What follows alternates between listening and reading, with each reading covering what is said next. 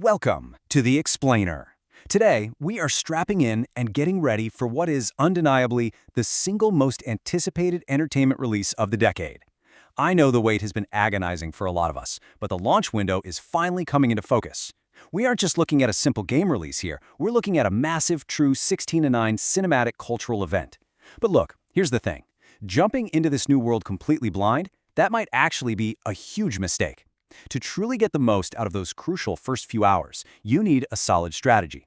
You need to know what's real, what's just a rumor, and exactly how the rules of this universe have fundamentally changed. After waiting more than a decade, GTA 6 is finally here. Before you jump into Vice City, here are the most important things every player should know, from gameplay tips to realistic expectations. I actually love this quote from our sources because it perfectly captures that lightning-in-a-bottle energy. The hype is absolutely astronomical. But beneath all those flashy trailers and wild internet rumors lies a really complex, entirely new system that you're going to have to navigate. So it's time to take off the rose-tinted glasses, drop the tempo just a bit, and look at the reality of what we're actually walking into. Okay, let's quickly run through our Lanita pre-flight checklist. 1. Welcome to modern Vice City. 2. A new gameplay reality. 3. Essential Day 1 tips. 4. Managing your expectations. And 5. The Golden Rule. Section 1. Welcome to modern Vice City. Before we even talk about how to survive, we really need to wrap our heads around the sheer, overwhelming scale of the environment we're stepping into. The very first thing to understand is that we aren't just returning to a single city. We are entering the entire state of Leonida. This massive fictional state houses our modernized Vice City, and it is officially billed as Rockstar's biggest open world yet. We'll be experiencing this colossal environment through the dual perspectives of our two main characters, Jason and Lucia. But the scale here isn't just about square mileage, you know? It's about density. The jump in technology over the last decade means Leonida is designed to be a living, breathing ecosystem, complete with entirely new ways for the local Leonida man to completely ruin your day. It easily dwarfs everything the studio has built before. Section 2. A new gameplay reality. If you're expecting to boot this up and play exactly like the last game in the series, you are in for a very rude awakening. The sources are super clear on this. Do not expect the fast, arcade-style action of GTA 5. Instead, the gameplay has shifted heavily toward the slower, incredibly immersive style we saw in Red Dead Redemption 2. This means every single action has real weight to it. The physics, the movement, the way you interact with the world, it's all grounded in a much deeper level of realism. It's a profound shift from a frantic sandbox to a heavily simulated reality. So what's actually driving this slower pace? Well, for starters, you're going to be dealing with far better, highly realistic AI. The everyday civilians on the street aren't just walking on invisible tracks anymore. They react realistically to your presence. On top of that, the police systems have been vastly improved and are incredibly punishing. You literally won't be able to just outrun a 6-star wanted level by hiding under a bridge for 30 seconds. Add in the vastly more detailed interiors that actually require you to methodically explore, and you can start to see why running and gunning is probably going to get you taken down immediately. You have to think before you act. All right, Section 3. Essential Day 1 tips.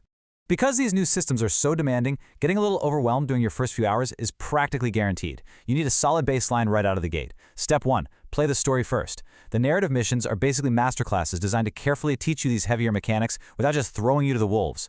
Step 2. Learn the map. Because this world is so vast, having a mental layout of Leonida is going to be your absolute best asset when you inevitably need to make a quick getaway. And Step 3. Save your money.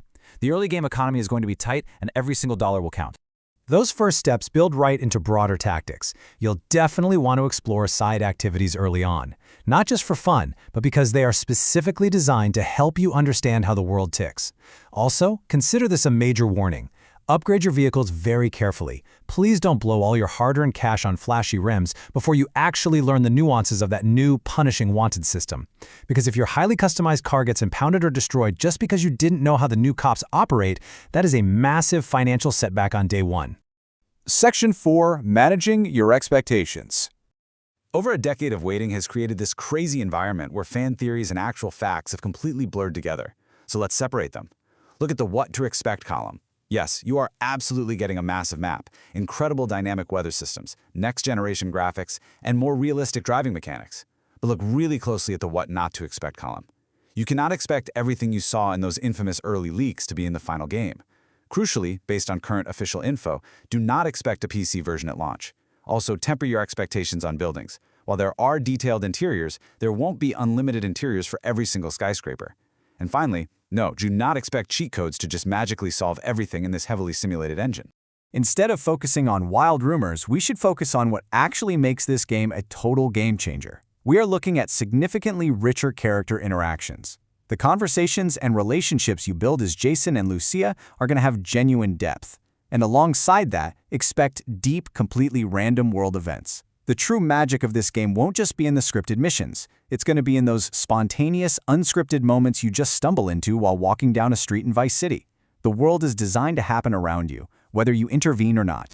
And finally, Section 5, the Golden Rule. After parsing through all these complex mechanics, the new systems, and making sure our expectations are in check, what is the core philosophy you should actually carry into Leonida?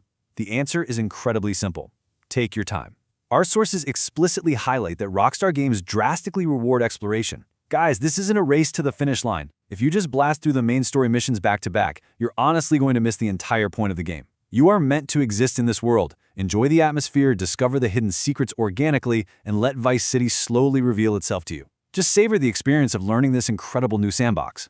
Which leaves us with one final thought as we close out this explainer. The state of Leonida is waiting. It's fully simulated and it's incredibly demanding. When those opening credits finally roll, will you be the type of player who rushes blindly through the story just to see the ending, or will you be the one who truly gets lost in the streets, the swamps, and the secrets of Vice City? Keep this survival guide in mind, and I promise your first day in-game is going to be absolutely unforgettable. Thanks so much for joining me on The Explainer today.